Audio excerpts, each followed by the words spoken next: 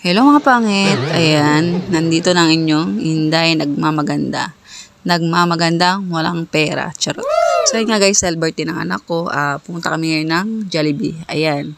So ayun nga guys, pag talagang gusto nyo makatipid sa oras, hindi kayo mapagod, so mag Jollibee na lang kayo, o diba? At lalong lalo na kung wala kayong budget, mag Jollibee na lang kayo, di ka papagod, o diba? What? Pupunta ka ng malinis, uuwi ka ng malinis, o diba ganun. At pwede ka rin mag-uwi ng kutsara, tinidor, charot. So hindi yung totoo guys, biro lang yun. Pero yung iba guys talaga nag-uuwi. Ayaw lang aminin, charot. So yung iba nga guys, alam ko nakaipon na ng kutsara, tinidor dahil sa Jollibee, charot. So yun nga guys, ganun ang gawin nyo guys, pagka wala kayong kutsara, tinidor, kagaya natin, hindi natin alam kung saan napupunta yung mga tinidor, kutsara natin, o diba? Ganun din ang gawin natin. Charot lang. Charot lang. Baka tayo anuhin ng Jollibee ha. Joke. So ayun nga guys, dahil sa mahal na bilhin ngayon, talagang gusto talaga nating makatipid kahit papaano. Na kahit papaano, na-enjoy pa rin natin ang birthday, o diba? Kahit papaano, mapapasaya na rin natin siya kahit sa simpleng bagay lang kagaya nito, o diba?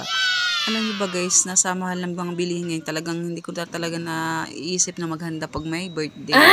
Kasi nga guys, yung ihahanda natin, ibabudget na lang natin, o diba? Ganun kasi, napakahirap kumita ngayon guys, so palagaan natin ang pera. So kung sobra-sobra naman ang pera, pwede rin, o diba? Nasa inyo lang yun. Kung saan kayo masaya, supportahan taka, charot. So yun nga guys, dahil medyo masikip sa pinestuhan ng anak ko, ayan, lumipad kami ng ubang upuan, at yung anak ko, tuwang-tuwa, at grabe umupo, akala mo nasa bahay lang, uy, umayos ka nga, nakakahiya, o diba? Ayan, buti po. Para ginutom tuloy ako sa picture, o diba? So, ayan nga guys, naka-order na kami at inaantay na lang namin na dumating ang aming pagkain. So, ayan nga, inday nyo, nagmamaganda. Pero, ganda lang tayo meron, o diba? Charot. Guys, dahil dumating na ang pagkain namin, ayan na, pagsisimula na talaga kami kumain na talaga, hindi pa kami nagtatanghalian at anong oras na mag-aalauna na, wala pa talaga kami tanghalian, o diba? Inantay kasi namin ng kuya namin, pero pagdating dito, hindi naman pala sasama, o diba? Kung alam ko lang, hindi ka na namin inantay, o diba? So, yun nga, sayang-saya yung isa at nakakain na rin siya sa wakas. Wow! O diba? Ayan.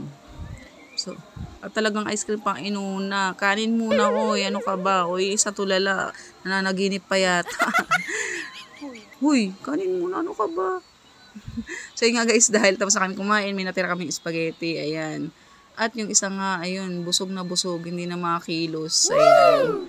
So, ayun nga guys, at inupakan nila yung ice cream. Ayan. So, ayan nga guys, dahil tapos na kami, uuwi na kami. At ayan nga isa, tuwang-tuwa. Hanggang sa muli, bye!